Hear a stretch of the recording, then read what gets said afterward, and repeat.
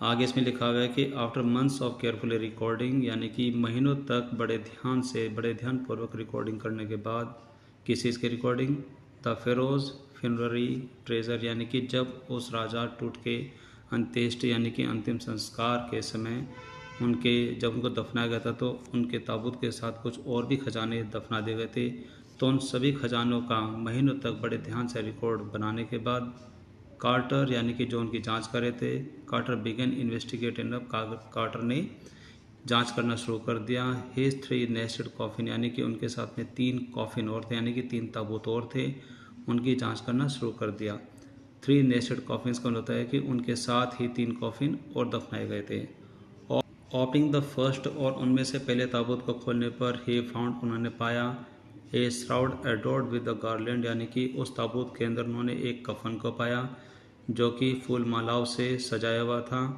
Of willow and olive leaves, यानी कि एक प्रकार के जो खास प्रकार के जो जैतून और विलो एक प्रकार का एक पेड़ होता है जिसकी लकड़ियों से क्रिकेट के बैट्स जो बनाए जाते हैं, उनकी जो पत्तियां हैं उनके पत्तियों से बना करके एक माला को वहाँ पर उस कफन के ऊपर रखा गया था जो कि सजाया गया था। Lotus petal and cornflower and faded evidence of the burial in March और अप्रैल, यानी कि जो ये सारी चीज़ें उस कॉफ़िन, यानी कि जो साथ में जो रखे जो 3 कॉफ़िन थे उनमें से पहले कॉफ़िन को अगर खोला गया तो उसमें उन्होंने पाया कि जो उसमें एक कफन था जो कि फूल मालाओं से और अलग अलग जो पेड़ की जो पत्तियां थी उनके साथ, और जो कमल की जो पंखुड़ियाँ थी और कॉर्नफ्लावर्स थे, यानी कि इन सब को मिला करके उनको पूरा सजा करके दफनाया गया था।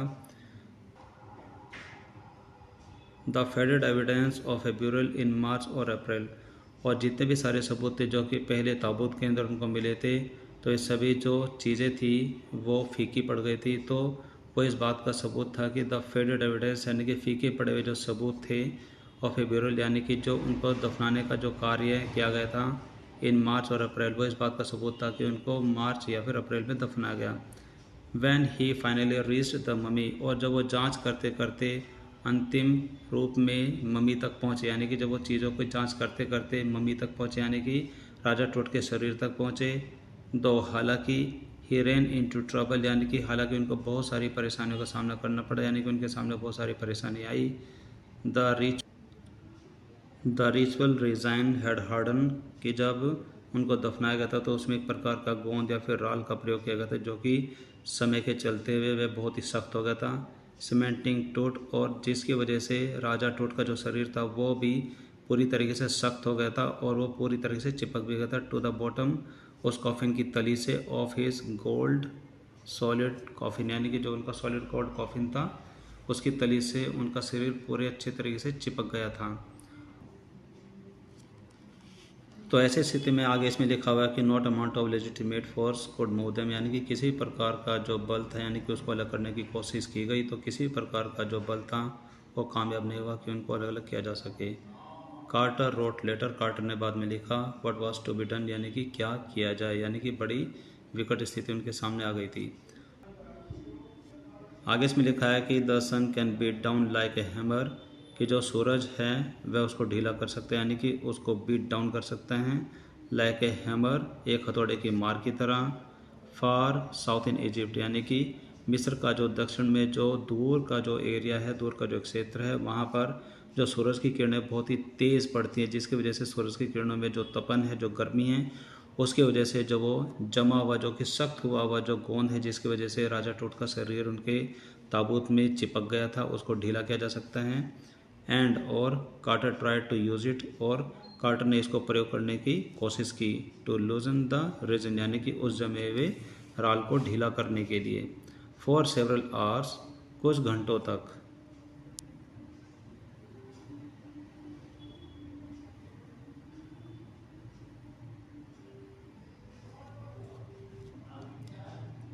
तक, ही सेट द मम्मी आउटसाइड, कि उसने राजा टूट के शरीर को, यानी कि जो मम्मी था उसको बाहर रखा। इन ब्लेजिंग सनशाइन, यानी कि जो सूरज की जो तपाती जो किरणें पड़ रही थी उसमें उनके शरीर को बाहर रखा। That heated it up to 149 degree Fahrenheit, यानी कि जिसकी जो गर्मी थी वो 149 डिग्री फॉरनाइट तक पहुंच गई थी। बट नथिंग बट, लेकिन कुछ भी टस से मस नहीं हुआ, यानी कि उसमें कोई भी फ़र्क नहीं पड़ा। ही रिपोर्टेड विद साइंटिफिक डिटैचमेंट, यानी कि उसके बाद कार्टर ने अपनी एक वैज्ञानिक रिपोर्ट में एक उदासीनता भरे मन से लिखा दैट की द कंसोलिडेटेड मटेरियल, यानी कि जो सख्त हुआ जो मटेरियल था, यानी कि जो पदार्थ सख्त हो गया था जिसकी वजह से राजा टूट का शरीर अपने ताबूत में चिपक गया था, उस सख्त हुए पदार्थ को हैड टू बी चिसेल्ड अवे, उसको छीनी मार करके अलग किया जाए। From the beneath the limb and trunk, यानी कि जो उसके शरीर के जो हाथ और पैर के जो नीचे वो चिपका हुआ था उसको छीनी मार करके अलग किया जा सके। Before it was possible to raise the king's remain, यानी कि इससे पहले कि ये संभव हो सके कि उस राजा का जो बाकी जो शरीर के जो पार्ट, यानी कि जो बाकी का जो शरीर है उसको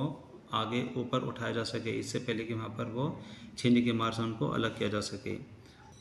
आगे इसमें लिखा है कि इन इस डिफेंस, और अपनी सफाई में, Carter really had little choice, कि जो कार्टर था उसके पास बहुत ही कम चॉइस थी, यानी कि उसके पास और रास्ते नहीं थे। If he had not cut the mummies free, कि अगर वो उस मम्मी को काट कर अलग नहीं करते, जैसे कि उसने जो सलाह दी थी कि भाई इसको छीनी की चोट मार करके जमे हुए पदार्थ थे इसको अलग किया जाए, कि अगर वो ऐसा ना करते उसको काट करके अलग ना करते, thieves most certainly would have circumvented the guards, कि जो वहाँ के जो चोर उचक्के थे, यानी कि जो चोर थे वो पक्के तौर पर वहाँ के जो रक्षक जो थे, यानी कि जो गार्ड्स थे, उनको चकमा दे देते। And ripped it apart to remove the gold, और इसको तितर बितर करते थे, यानी कि इसको फाड़ देते, टू रिमूव द गोल्ड, सोने को बाहर निकालने के लिए, यानी कि सोने को उसमें से चोरी करने के लिए वो उस मम्मी को फाड़ देते। आगे इसमें लिखा है कि इन टूट्स टाइम, टूट के ज़माने में, यानी कि टूट के समय में, द रॉयल्स, यानी कि जो वहाँ के जो शाही परिवार थे, यानी कि जो राजा थे, वर फेबुलसली वेल्थी, यानी कि वे पूर्ण रूप से पक्के तौर पर वो संपन्न व्यक्ति थे, यानी कि उनको किसी भी तरीके की कोई कमी नहीं थी।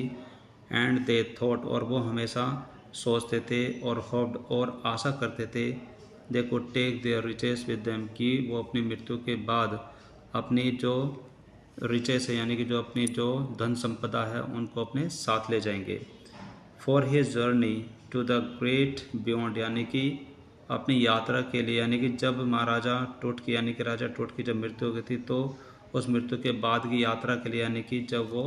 मृत्यु के बाद की जो उनकी यात्रा शुरू होती है, उस यात्रा के लिए किंग टूट वॉज लेविस्ड, यानी कि राजा टूट को सजाया गया, यानी कि सजाया क्या गया, उसको पूरा अच्छे तरीके से लाद दिया गया। विद ग्लिटरिंग गोल्ड्स, यानी कि सोने के आभूषण से उसको अच्छे से लादा गया। प्रीसियस कॉलर, यानी कि बहुत ही कीमती कॉलर से, यानी कि हर चीज़ सोने की बनी हुई थी। इनलेड नेकलेस एंड ब्रेसलेट, यानी कि उनके नेकलेस थे, ब्रेसलेट थे। रिंग एमुलेट्स, यानी कि जो रिंग थे। एंड सेरेमोनियल एप्रन, और शाही अंदाज में पहने जाने वाले, यानी कि शाही समय पर जो कि उनके फंक्शन समारोह हुआ करते थे उसमें पहने जाने वाले जो एप्रन थे, जो वेशभूषाएँ थी, जो कपड़े थे। सैंडल्स थे। सीज for his fingers and toe, और अपनी उंगलियों और जो पैरों की जो उंगलियां थी उनके ऊपर कैप, यानी कि जो उनको कवर करने के लिए जो जो चीज़ें बनी थी सब कुछ सोने की थी। And now the iconic inner coffin and mask, और वहाँ पर जो एक ख़ास अंदाज का बनाया गया जो कॉफिन था, जो पूरी तरीके से आइकॉनिक था, जो एक प्रकार का सिंबॉलिक तरीके से यूज़ किया जाना था, यानी कि एक अलग प्रकार का उसको चिन्हात्मक किया जाना था, जिससे कि वो पूरी तरीके से अलग ही तरीके से नजर आए। एंड मास्क, और जो ये मास्क था, ऑल ऑफ प्योर गोल्ड, वे सारी सारी वस्तुएं प्योर गोल्ड की बनी हुई थी। टू सेपरेट टूट फ्रॉम हिज एडोनमेंट, यानी कि इतने सारे आभूषणों से टूट को अलग करने के लिए Carter's men remove the mummy's head, कि जो कार्टर के जो कर्मचारी थे, यानी कि जो कार्टर के साथ काम करने वाले जो लोग थे, उन्होंने मम्मी का जो सिर था वो अलग कर दिया। And severed nearly every major joints, और जितने भी जो मुख्य जोड़ थे उन सबको अलग अलग कर दिया। वंस, एक बार दे हैड फिनिश्ड, एक बार उनका कार्य ख़त्म हो गया था। दे रिसेंबल्ड, और उन्होंने फिर उसके बाद उनको फिर आपस में फिर से जोड़ दिया। द रिमेन्स, जो बचे हुए जो ऑप्सेस थे उनको आपस में जोड़ दिया। ऑन अ लेयर, एक परत पर। ऑफ सैंड, यानी कि रेत की एक परत पर। इन अ वुडन बॉक्स, लकड़ी के एक बॉक्स में। विद पैडिंग, एक खास प्रकार के पदार्थ की सहायता से उनको आपस में जोड़ दिया। दैट कंसील्ड द डैमेजेस, जिसकी वजह से जो नुकसान हो गया था उस मम्मी को, उसको छिपाया जा सके। आगे इसमें लिखा है कि the bed where to now rest, वह उस जगह पर आज भी है जहाँ पर उसको उस समय लेटा दिया गया था, यानी कि जहाँ पर भी उसको उस रेत में यानी कि जो लकड़ी का जो बॉक्स था उस नुकसान को छिपाने के लिए लेटाया गया था, वो आज भी वहीं लेटे हुए हैं। It also uses more sophisticated tools, यानी कि जो आर्कियोलॉजी विज्ञान है वह कुछ खास तरीके के उपकरणों का प्रयोग करता है, इंक्लूडिंग मेडिकल टेक्नोलॉजी, और साथ साथ इसमें मेडिकल टेक्नोलॉजी को भी शामिल करता है। इन द ईयर 1968, यानी कि वर्ष 1968 में, more than 40 years after Carter discovery, यानी कि जब कार्टर ने इनकी जो खोज की थी, यानी कि इनके मकबरे की जो खोज की थी 1922 में, उसके बाद 1968 में, यानी कि लगभग 40 वर्षों के बाद, an anatomy professor X-rays the mummy, यानी कि वहाँ पर एक एनाटॉमी प्रोफेसर थे जिन्होंने इस ममी का एक्सरे किया, and revealed a starting fact, और एक हैरान कर देने वाला तथ्य सबके सामने रखा, यानी कि एक हैरान कर देने वाली बात, सूचना सबके सामने रखी। वो तथ्य क्या था? वो ये था कि बीनीथ द रेजिन, यानी कि जो वो राल थी जो कि सूख करके सख्त हो गई थी, दैट केक्स हिज चेस्ट, जिसने उसके चेस्ट को चिपका दिया था, कठोर कर दिया था। His breast bone and front ribs are missing, यानी कि जो उसकी छाती की जो हड्डियां हैं और जो पसली हैं वो दोनों गायब थी। आगे इसमें बताया गया कि today diagnostic imaging can be done, कि आज बीमारी का पता लगाने के लिए जो शरीर के अंदर के जो चित्र है, यानी कि जिसको डायग्नोस्टिक इमेजिंग कहा जाता है, उनको किया जा सकता है विद द कंप्यूटेड थर्मोग्राफी और सिटी स्कैन, यानी कि जो सिटी स्कैन है उसके द्वारा शरीर के अंदर के चित्र भी लिए जा सकते हैं बीमारी का पता लगाने के लिए, यानी कि उनका निदान करने के लिए, बाय जिसके द्वारा hundreds of X-rays in cross section are put, जिसके द्वारा सैकड़ों एक्सरों को कुछ इस तरीके से एक दूसरे के ऊपर रखा जाता है, टुगेदर, एक साथ, लाइक स्लाइस ऑफ ब्रेड, जैसे कि बहुत सारे ब्रेड्स को ऊपर नीचे रखा जाता है, to create a 3 dimensional virtual body, जिससे कि एक 3 दिशाओं वाली एक वास्तविक तरीके की एक बॉडी को दिखाया जा सके। What more would a CT scan reveal of tooth, यानी कि अब और क्या जो सिटी स्कैन का जो सिस्टम था, यानी कि सिटी स्कैन की जो मशीन थी, जो स्कैनर था, वह टूथ के बारे में और क्या बातों का खुलासा करेगा। देन द एक्सरे, एक्सरे की बजाय, यानी कि एक्सरे में इतनी बातों का पता नहीं चला, अब टेक्नोलॉजी आगे और बढ़ गई है, तो सिटी स्कैन में और क्या बातों का पता चलेगा टूथ के बारे में। And put it answer two of the biggest question, और क्या यह उन सारे सबसे बड़े 2 बड़े सवालों का जवाब दे सकता है, स्टिल लिंगरिंग अबाउट हिम, जो कि अभी तक उनके बारे में लटके, यानी कि टूथ के विषय में 2 बड़े सवाल अभी भी है जिनका जवाब पूरी तरह से नहीं मिला है, तो क्या सिटी स्कैन उन 2 बड़े सवालों का जवाब दे सकता है। हाउ डिड ही डाई, कि वो कैसे मरे, and how old was he at the time of his death, और वो अपनी मृत्यु के समय पर किस उम्र के रहे होंगे, यानी कि उनकी आयु क्या रही होगी जब वो मरे। तो आगे इसमें बताया गया है कि आगे लिखा है कि king Toots demise was a big event, यानी कि जो राजा टूट का जो देहांत था, यानी कि जो उनकी मृत्यु थी, वो बहुत बड़ी घटना थी। इवन बाय रॉयल स्टैंडर्ड, यहाँ तक कि शाही मापदंडों के अनुसार वो बहुत बड़ी घटना थी। He was the last of his families lineage, यानी कि वह अपने वंश का एक अंतिम उत्तराधिकारी था, यानी कि वह अपने वंशावली, यानी कि जो वंश उनका चलता आ रहा था, वह उस वंश के सबसे अंतिम यानी कि लास्ट के सदस्य थे। एंड हिज फ्यूनरल, और जो उनका अंतिम संस्कार था, was the death रिटल of dynasty, यानी कि वो एक उस वंश को ख़त्म हो जाने वाली एक घंटी के समान था, यानी कि उस पूरे वंश की ऐसा लग रहा था कि उस पूरे वंश की मृत्यु की ही घंटी बज गई हो। बट लेकिन the particulars of his passing away, लेकिन उनके मरने से संबंधित जो तथ्य थे, and its aftermath are unclear, यानी कि और उनकी मृत्यु के बाद के जो तथ्य हैं वो क्लियर नहीं, यानी कि वो स्पष्ट नहीं, यानी कि उनमें कोई भी स्पष्टता नज़र नहीं आ रही है।